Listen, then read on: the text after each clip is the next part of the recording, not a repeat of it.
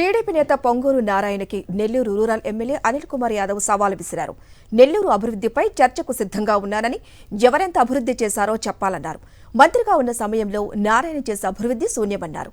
వచ్చే ఎన్నికల్లో నారాయణ ఎన్ని జిమ్మిక్కులు చేసినా గెలుపు తనదేనని ధీమా వ్యక్తం చేశారు అనిల్ కుమార్.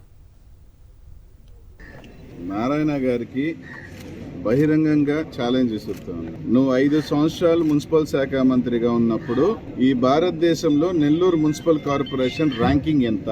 డెవలప్మెంట్ అంటున్నావు కదా, డెవలప్మెంట్ మీద నేను చర్చకు సిద్ధము.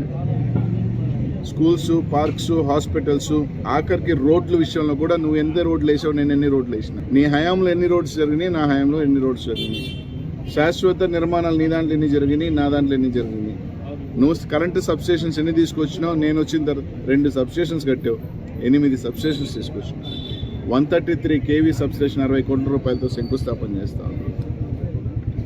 నగరానికి సంబంధించి శాశ్వతమైన పర్మనెంట్ తెచ్చాను తప్ప ఎన్నికలప్పుడు హడావుడిగా చేసేసి దాని డెవలప్మెంట్ ఏదో నెల్లూరు నగరంలో ముందు రోడ్లే లేనట్టు నువ్వు తవ్వేసిన రోడ్లు వేసాడు తప్ప లేదని చెప్పి ఆలోచన చేయని మాత్రం